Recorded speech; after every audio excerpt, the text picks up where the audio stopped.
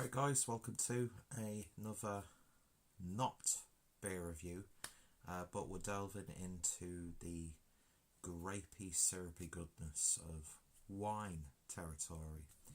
And this actually came as part of one of the Mikkeller Beer Club boxes from 2018. Can't remember which month it was, but yeah, so we've got a wine to review on the channel, and I'm going to start venturing out in 2019, trying different sorts of alcohol. Obviously, I'm not going to consume as much of that because I want to cut down on the beer in general.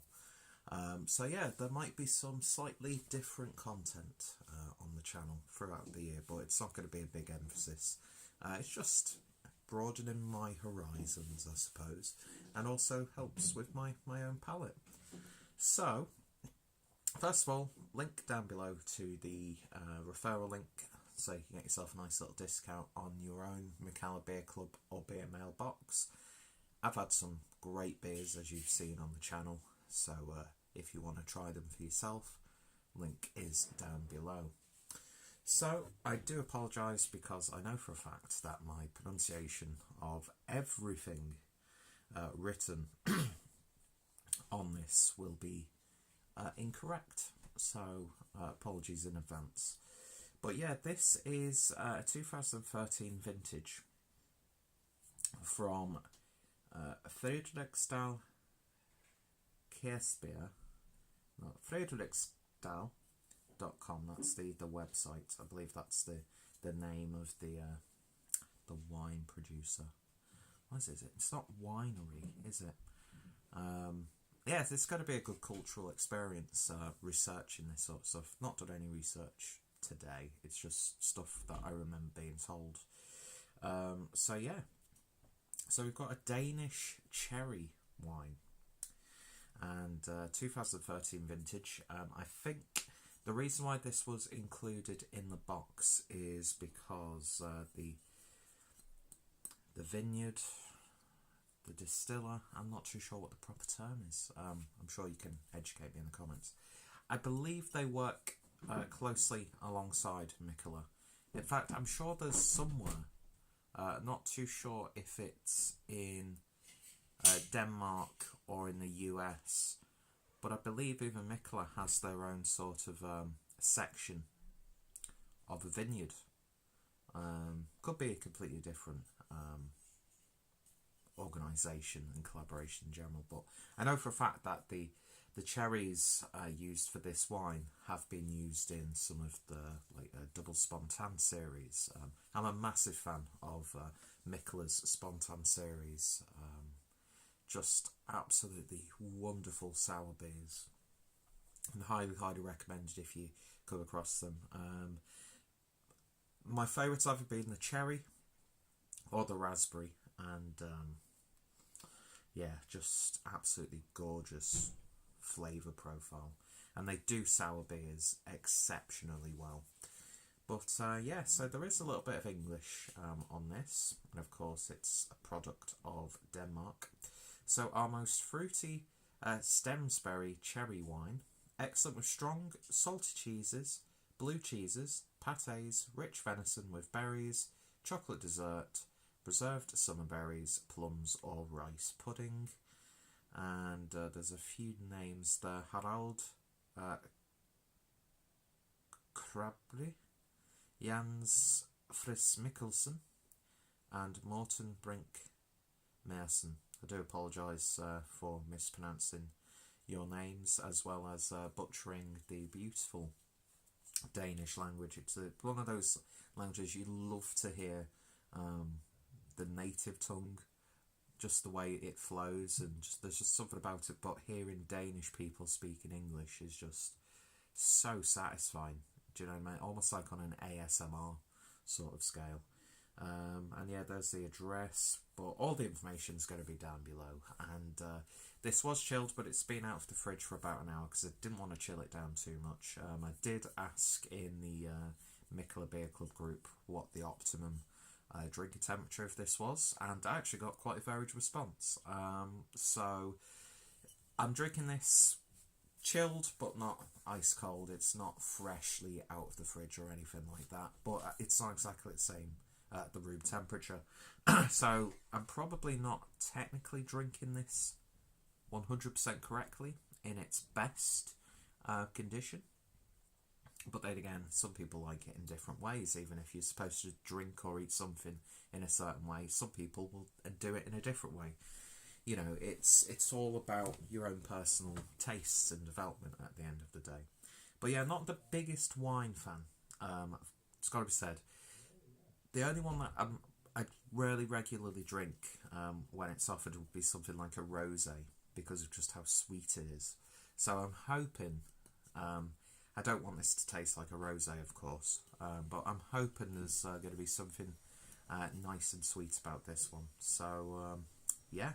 Anyway, I've cackled on for way too long, and I don't know if I could get that open, because I think it is sealed. So if you bear with me 1 second while I quickly get this sorted. Just realised I can actually pause the camera and then resume by unpausing it without having to edit it. Fantastic stuff.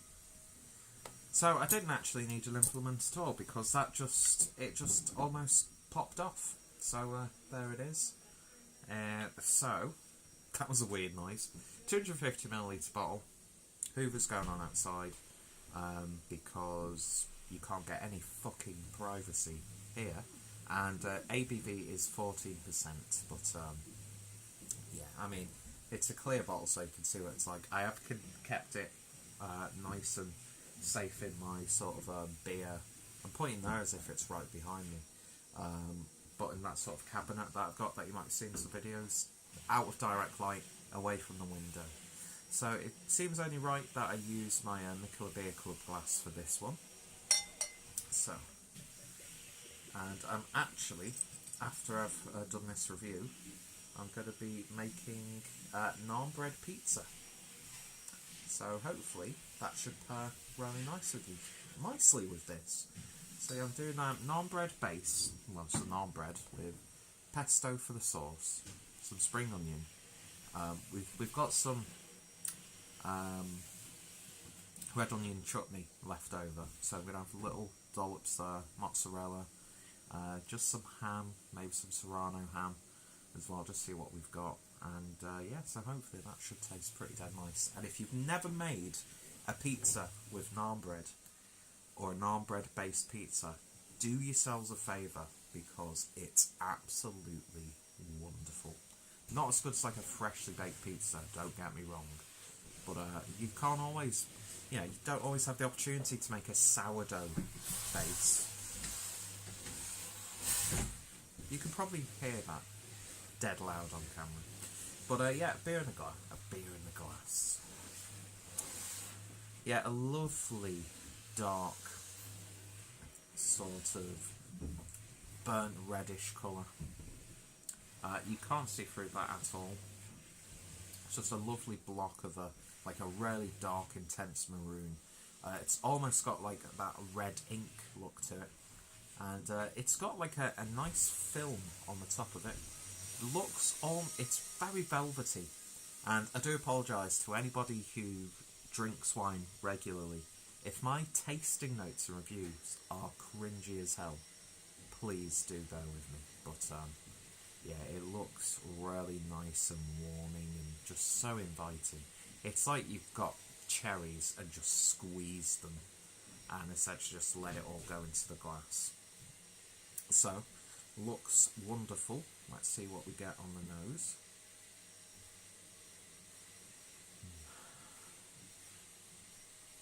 You definitely pick up those cherries. It's almost got like a UK viewers only. Might have a Bakewell tart. Lovely steeped fruit character. There's a little bit of a subtle, almost cinnamon-like spiciness coming through. But yeah, you definitely get those cherries. It's got a nice level of sweetness. You get that slight balsamic vinegary character coming through as well. so it doesn't smell overwhelmingly sweet. But yeah, it reminds me of a cooking sherry, a sweet cooking sherry that I used to buy a lot when I was living in Germany to cook with. That's what it's taken me back to, even though this isn't a sherry, this is a fruited wine, but it smells really nice. And sometimes I find that the fumes coming off wine can be a little bit, but this, it's a really nice, gentle, mature sort of smelling, complex and robust at the same time, but simple. You know, there's nothing too in your face. Look at all that gunk in the bottom, fantastic stuff. So there might be little bits and bobs in the bottom of the glass. Anyway, looks good, smells good. Let's give it a taste. Cheers.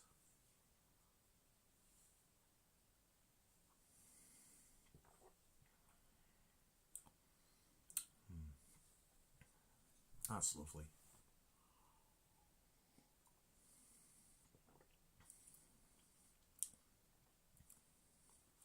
It's just got the right amount of acidity for me.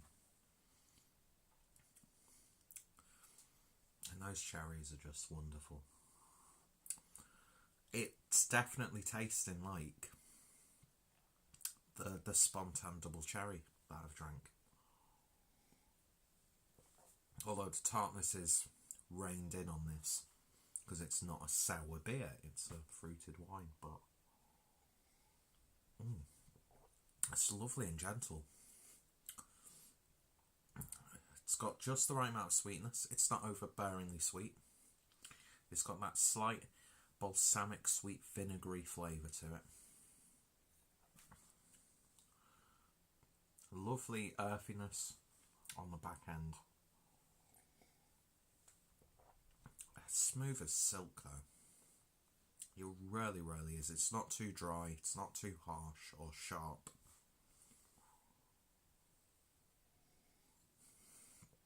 It's just drinking way too easily. It really, really is. I love the tartness on the back end from those cherries. It's just so brimming with flavour. It's so flavourful. It's so bright. Very, very easy drinking. I think that's lovely. It really, really is. I'm not going to give this a rating out of 10. Just because this is uncharted territory for me. Aside from the odd occasion when I've just consumed wine and other sorts of alcohol. So these reviews won't be rated out of 10. Enjoyment factor is 10 out of 10. It's so lovely. It really, really is.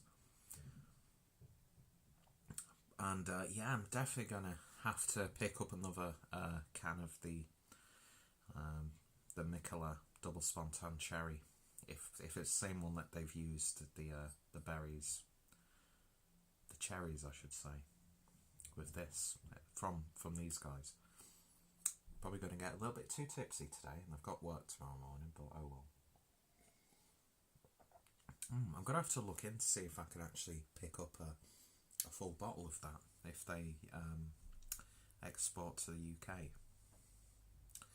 Or, well, definitely going to, oh look at that, look at how nice and thick and concentrated that is. I'm plopping you in there. Oh my god. It's just the consistency of this.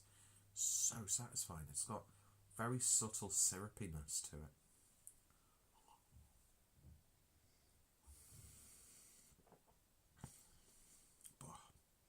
That's fantastic, it really, really is.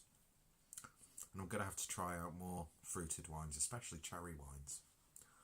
Oh, I'd love a good blueberry wine. Do they do blueberry wine? I hope so. But yeah, I think it's absolutely fantastic. I was worried that it might be a bit too tart, might be a bit too dry, might be a bit too vinegary. But no, those cherries are singing beautifully in that. And yeah, so far so good. I'm looking forward to experiencing more of these. I've got a few port reviews lined up as well, because that's another avenue I want to go down. But yeah, if you've got the opportunity to give this a go, please do so. It's absolutely gorgeous. And what's some of your favourite cherry wines that you'd like me to look at in future reviews, or any wines in general that you think I might be interested in, or you'd like to hear my thoughts, opinions on? It can be fancy, it can be stuff that's easily accessible.